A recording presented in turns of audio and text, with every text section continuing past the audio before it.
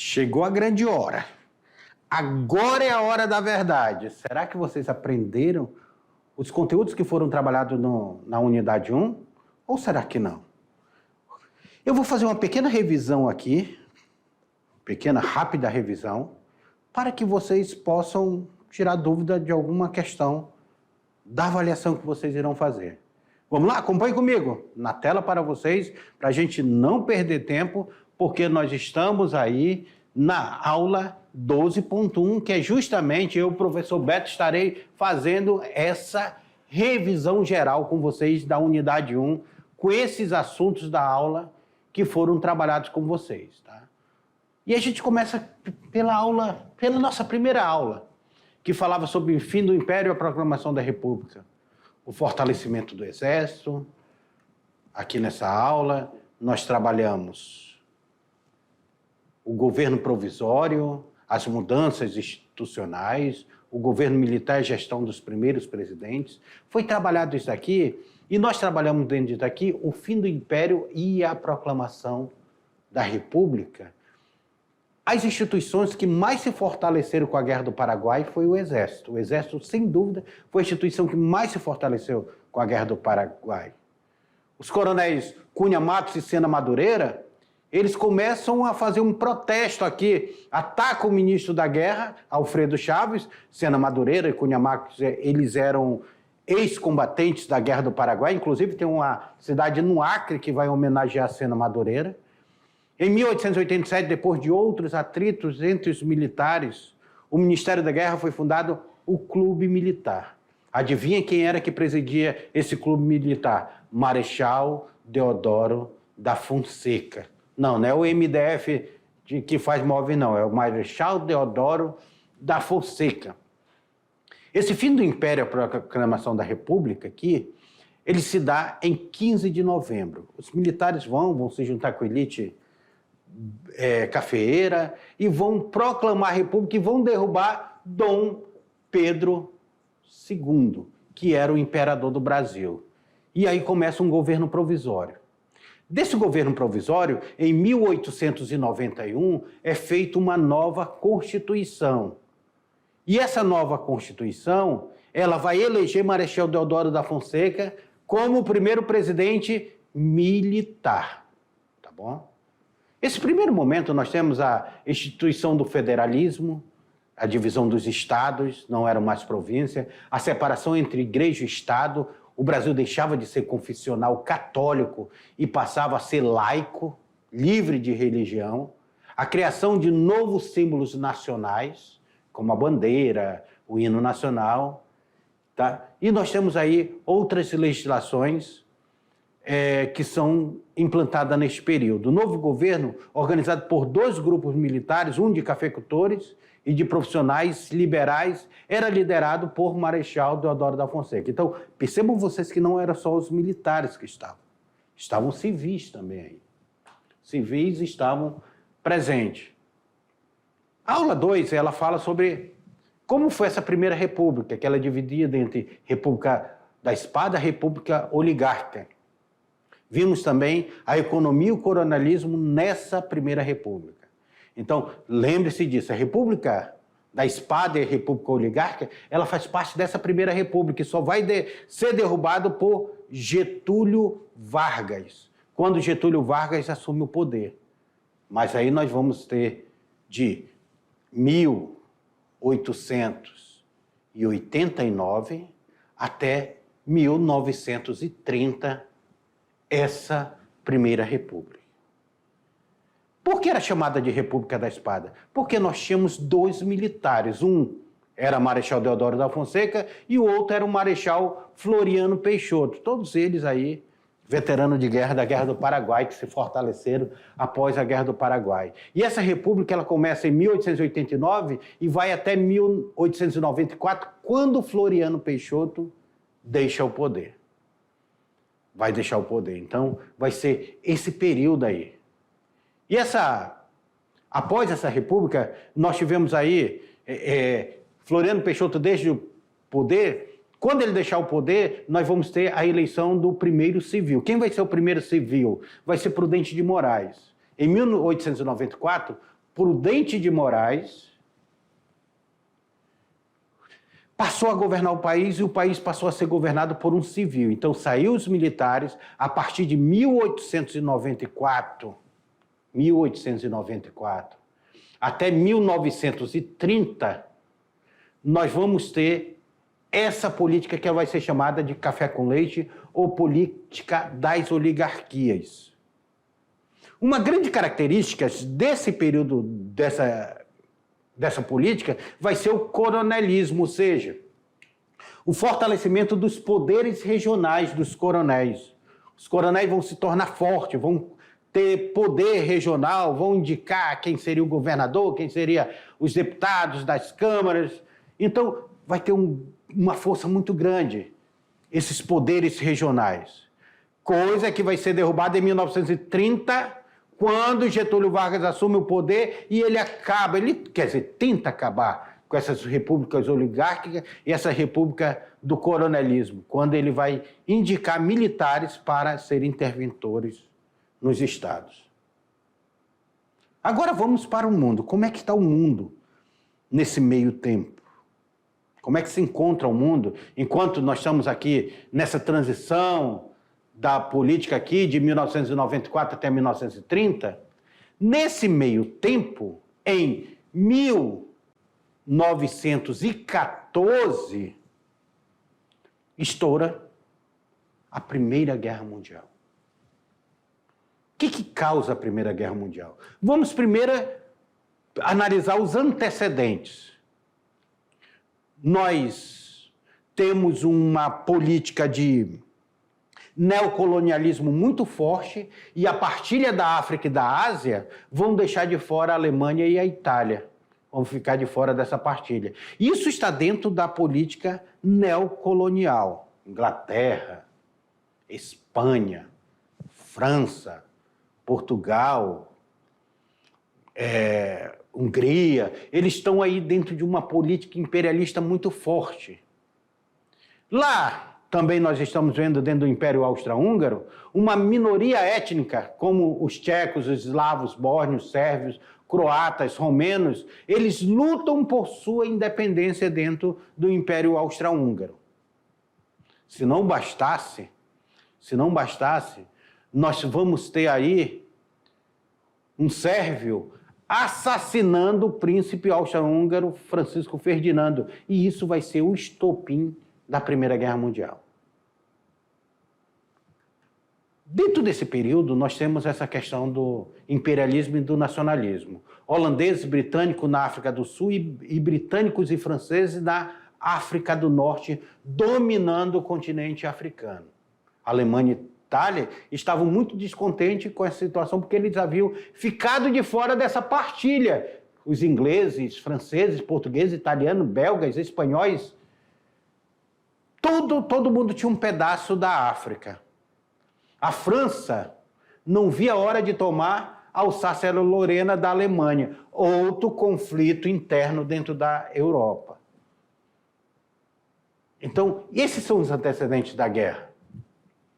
Começa uma corrida armamentista, todo mundo se armando, eu vou construir uma bomba, eu vou construir uma bomba mais potente, e a Alemanha se aproximou do Império Austro-Húngaro e da Itália, formando uma aliança chamada Tríplice Aliança. Uma aliança que era uma aliança militar e econômica.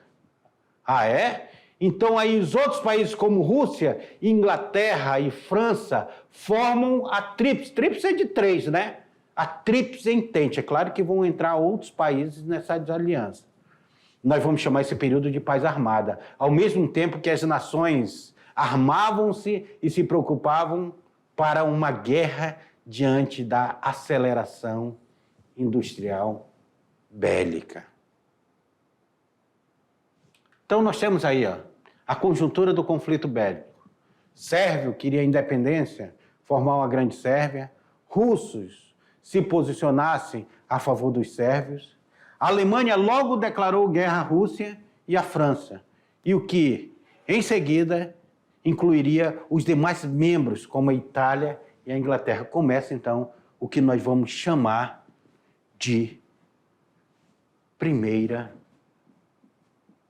Guerra Mundial. O interessante, se nós olharmos a Primeira Guerra Mundial, nós temos esses conflitos, que só depois que os Estados Unidos entram nesse conflito, lá no finalzinho, nós vamos ter a Europa altamente se destruindo. A Europa saiu totalmente destruída da Primeira Guerra Mundial e a Europa ela vai culpar a Alemanha como sendo a grande causadora desta guerra.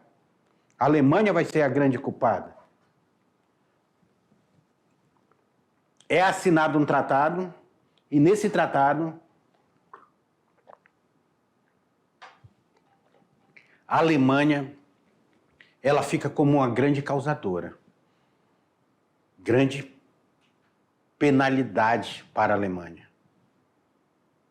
Dentro desse meio termo, a Rússia, ela vai se retirar da guerra em 1917. Ela se retira da guerra. A guerra termina em 1919. Por que a Rússia se retira em 1917 da guerra? Porque a Rússia estava sofrendo problemas internos. Que problemas são esses? Nicolau I foi o que mais contribuiu para esse atraso russo. A Rússia começa um processo de atraso, um processo econômico, o povo passando fome, porque a economia predominantemente da Rússia era uma economia rural e era governada pelas autocracias absolutistas. Então nós temos um governo absolutista ainda na Rússia, o pai do povo lá, Nicolau II, quando o povo foi lá falar com Nicolau II, dizer, nos salva, meu pai, ele mandou matar o povo na Praça Vermelha, no chamado Domingo Sangrento, essa insurreição do encouraçado de Potemkin. Foram 2 episódios que vão enfraquecer o governo de Nicolau II. E aí nós temos a origem do Partido Socialista dentro da Rússia. O Partido Operário Socialista da Democracia Russo tinha na frente Lenin e Trotsky, 2 líderes. Lembrando que depois Lenin vai morrer e Trotsky vai ser morto por Stalin, e Stalin vai tomar o poder soberano da Rússia posteriormente. Eles eram chamados, de um lado nós tínhamos os bolcheviques, que é a maioria, e de outro nós tínhamos os mencheviques, que eram as minorias. Tá? E Lenin era o comandante dos bolcheviques versus os grupos liderados por Martov, que eram os mencheviques. Os mencheviques eles eram simpatizantes de uma economia liberal. Lenin, simpatizante de uma economia socialista, porque eles não queriam que a Revolução Russa se desse aos moldes da Revolução Francesa, que tinha sido uma revolução burguesa. O fim do czarismo se dá, então, neste momento, 15 de março de 1917, o conjunto das forças políticas de oposição, socialistas e liberais burgueses, eles vão ter até uma guerra civil depois, vão depor o czar Nicolau II e tomar o poder. Então, percebam vocês, liberais burgueses e socialistas estão juntos contra o imperador. A primeira fase da Revolução é conhecida como Revolução Branca, conhecida também como Revolução Liberal Burguesa, porque é a burguesia que vai tomar conta. Ainda não é uma revolução socialista.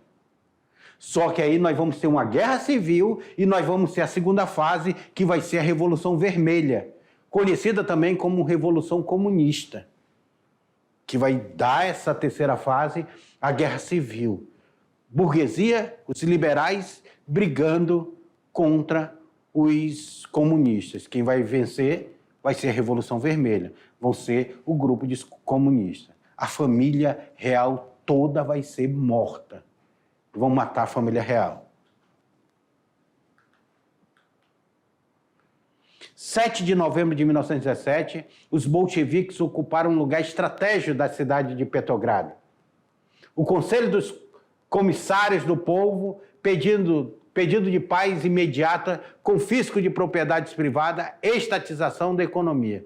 Os russos, então, saem da guerra. Conseguiu manter-se no poder graças à resistência do Exército Vermelho. Então, alunos, nós temos aí, eu quero que vocês observem, nós estudamos, nessa unidade 1, nós estudamos um período de transição. Nós estudamos o Brasil, como é que o Brasil ele está passando do século XIX para o século XX. Nós estudamos que durante o século XIX, antes da Primeira Guerra Mundial, nós vivemos uma belle époque, inclusive com influência em Manaus, em Belém, em Porto Velho, aqui com grandes construções. Nós vimos a política café com leite se fortalecendo no Brasil, mas nós vimos que Getúlio Vargas quebrou essa política café com leite com a Revolução de 1930. Nós vimos também que o mundo que estava tão em paz, ele entra no conflito armado. O imperialismo, o poder das elites europeias que vão conquistar a África e a Ásia, isso vai criar um descontentamento. E aí aquelas confusões imperialistas, porque nós temos impérios, nós temos o Império Austro-Húngaro, nós temos o Império Alemão, nós temos o Império Inglês, nós temos o Império Russo, esses impérios que estão dominando, e a maioria eram parentes entre si, estão dominando a Europa, eles vão entrar em conflito entre si, vão fazer uma guerra. E essa guerra termina os impérios sendo devastados. A Alemanha vai ser considerada a grande culpada da Primeira Guerra Mundial e vai ser penalizada. E isso vai ser reflexo, vocês vão ver mais para frente, vai ser reflexo da Segunda Guerra Mundial. Isso daí. Nós vimos também que aqui na Primeira Guerra Mundial, nós temos essas forças, a Tríplice Aliança, a Tríplice Entente se formando e brigando entre si. A Itália, no meio da confusão, sai da Tríplice Aliança e passa para a Tríplice Entente. Vai ficar basicamente a Alemanha, o Império Austro-Húngaro de um lado, lutando contra a Inglaterra, contra a Rússia. E a Rússia também vai se ausentar por causa da Revolução Socialista, e contra a França. A Alemanha sai derrotada. A França pega a Alsácia-Lorena de volta, que tinha perdido lá atrás. E aí a Europa está destruída. Quem é que se fortalece com esse poderio da Europa? Os Estados Unidos. Os Estados Unidos, então, a partir da guerra, ele cresce enquanto grande potência. De 1919 até 1929, os Estados Unidos se tornam um modelo de economia, a economia liberal. Só que o que acontece em 1929? Em 1929, essa economia liberal ela vai ruir, ela vai se quebrar. Ao se quebrar essa economia liberal dos Estados Unidos, que foi chamado o crash da Bolsa de Nova York, o crack da Bolsa de Nova York, a queda da Bolsa de Nova York, a Europa se espanta. E ao se espantar com essa queda da Bolsa de Nova York, o que nós vamos perceber? Nós vamos perceber que a quebra da Bolsa de Nova York vai influenciar tanto na política socialista que a Europa estava passando, quanto na política nazi-fascista que estava surgindo na Europa. Isso fortalece a política nazi-fascista da Europa. E essa política nazi-fascista da Europa, nós vamos perceber ela na Alemanha, vamos perceber ela na Itália, vamos perceber ela com Franco, com o franquismo, vamos perceber ela com Salazar em Portugal, Franco na Espanha, vamos perceber ela até aqui no Brasil, com os camisas verdes. Então, isso é um pouco do século XX para vocês. Agora, eu queria dizer para vocês, tenham uma boa prova e qualquer dúvida, nós estamos por aqui. Um grande abraço.